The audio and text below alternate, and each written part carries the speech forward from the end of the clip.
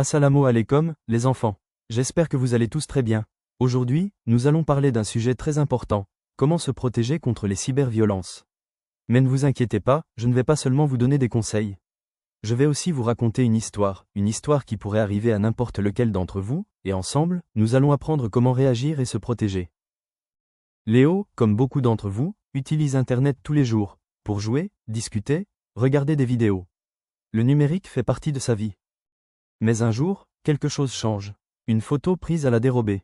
Des commentaires méchants. Des rires qui ne sont plus amicaux. Ce qui se passe en ligne n'est plus drôle. C'est blessant. Et ça s'appelle de la cyberviolence.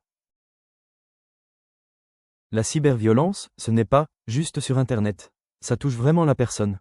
Ça peut la rendre triste, anxieuse, ou même lui donner envie de tout arrêter. Pourtant, Léo n'a rien fait de mal. Et surtout, il n'est pas le seul à subir cela. Ce qui est bien dans l'histoire, c'est que Léo a bien réagi. Il n'a pas gardé cela pour lui.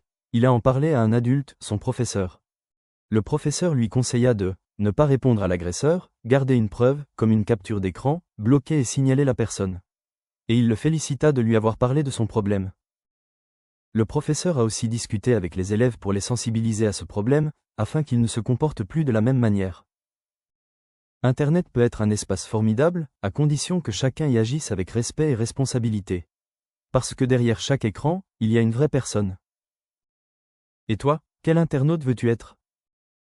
Alors rappelons que face à la cyberviolence, il y a des gestes simples mais essentiels. Ne pas répondre à l'agresseur, garder la preuve, une capture d'écran, bloquer et signaler. Et surtout, en parler à un adulte de confiance. Que Allah vous préserve de tout mal et vous éloigne des méchants et des méchantes. Amin.